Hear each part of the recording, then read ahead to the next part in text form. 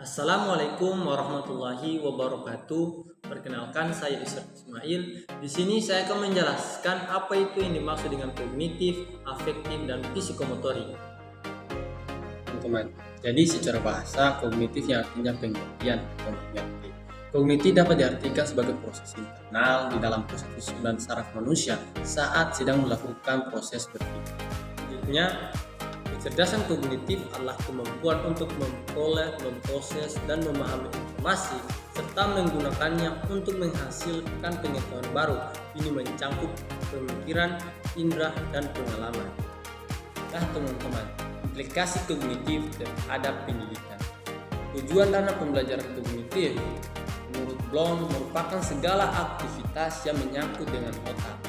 Dibagi menjadi 6 bagian yang terdiri dari tingkatan yang terendah sampai dengan tingkatan yang tertinggi yang dilambangkan dengan huruf C, diantaranya yaitu C1, C2, C3, C4, C5, dan C6. C1 pengetahuan atau knowledge. Pada jenjang ini lebih menekankan pada kemampuan mengingat materi yang telah dipelajari. Pada jenjang ini juga merupakan jenjang yang paling terendah, namun menjadi prasyarat untuk menuju pada jenjang selanjutnya, di mana siswa diberi kesempatan untuk menjawab pertanyaan-pertanyaan yang sesuai dengan hafalan yang telah ia hafali atau pelajari. C2 pemahaman atau comprehension. Pada jenjang ini, pemahaman diartikan sebagai kemampuan peserta didik untuk memahami materi yang telah dipelajari, di mana para peserta didik diberi kesempatan untuk menjawab pertanyaan-pertanyaan yang sesuai dengan kata-katanya sendiri atau pemahamannya sendiri terkait materi tersebut. C3 penerapan atau aplikasi. Penerapan atau aplikasi dapat diartikan sebagai kemampuan menerapkan informasi pada situasi nyata, di mana peserta didik mampu menerapkan pemahamannya yang sesuai dengan apa yang telah ia pelajari atau pahami pada situasi nyata atau pada dunia nyata. C4 analisis. Pada jenjang ini, analisis diartikan sebagai kemampuan untuk menguraikan sebuah materi menjadi komponen-komponen yang lebih jelas, di mana peserta didik diminta untuk menguraikan suatu materi menjadi bagian-bagian dan membedakan antara pendapat dan fakta serta menemukan sebab akibat. C5 sintesis. Pada jenjang ini, sintesis diartikan sebagai kemampuan untuk memproduksi atau mengkombinasikan elemen-elemen untuk menghasilkan struktur yang unik, di mana para peserta didik dituntut untuk menghasilkan hipotesis atau teorinya sendiri dengan menggabungkan berbagai ilmu dan pengetahuan. Keenam, evaluasi. Pada jenjang ini, evaluasi diartikan sebagai kemampuan menilai suatu hal untuk tujuan tertentu dengan berdasarkan kriteria yang jelas, di mana peserta didik mengevaluasi informasi dan di dalamnya termasuk juga melakukan perbuatan keputusan dan kebijakan. Teman-teman, yang kedua adalah perkembangan afektif. Perkembangan afektif merujuk pada kemampuan individu untuk meningkatkan kemampuan mereka untuk mencapai tujuan-tujuan tertentu melalui pengalaman, pembelajaran, dan penyesuaian. Nah teman-teman, berikut ada beberapa tahapan penting dalam perkembangan afektif. Yang pertama yaitu masa bayi 0 sampai 2 tahun, yang kedua yaitu masa kanak-kanak 2 sampai 12 tahun, kemudian masa remaja 12 sampai 18 tahun dan masa dewasa 18 tahun ke atas. Nah, teman-teman, berikut ada beberapa faktor yang mempengaruhi perkembangan afektif. Yang pertama yaitu adalah genetik, yang kedua adalah pengalaman masa kecil, yang ketiga yaitu adalah pengaruh lingkungan sosial, dan yang keempat adalah pengalaman pribadi. Nah teman-teman, implikasi perkembangan afektif dalam pembelajaran atau pendidikan terdiri dari 5 tahapan. Yang pertama yaitu A1, A2, A3, A4, dan A5. A1 atau kemampuan menerima, di mana seorang peserta didik harus mampu menerima atau mendengarkan dan memperhatikan apa yang sudah diajarkan oleh seorang guru sehingga dapat mengerti apa yang sudah disampaikan.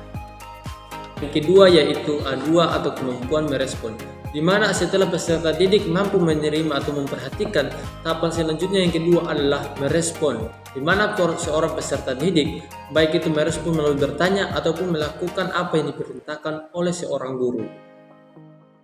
Tahapan yang ketiga yaitu A3 atau kemampuan menghargai, di mana seorang peserta didik harus mampu menghargai perbedaan ataupun pandangan terhadap suatu hal, baik yang ada dalam kelas maupun di luar kelas.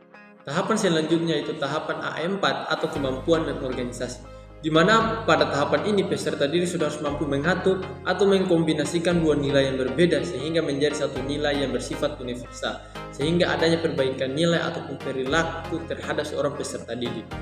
Dan akhir yaitu A5 atau kemampuan karakterisasi atau berkarakter, di mana pada tahapan ini merupakan tahapan tertinggi dalam ranah afektif karena seorang peserta didik sudah mampu memadukan semua nilai sehingga tercermin pada kepribadian dan tingkah lakunya.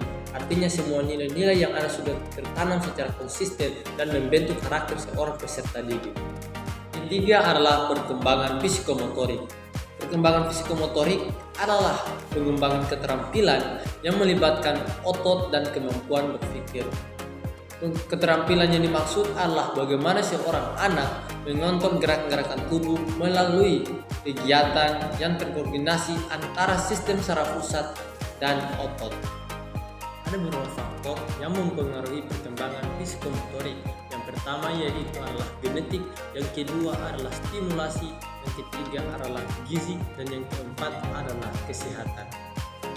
Nah teman-teman, selanjutnya itu implikasi perkembangan psikomotorik dalam pembelajaran, di mana dilambangkan dengan huruf P dan terdiri dari 5 tahapan yaitu P1, P2, P3, P4, dan P5.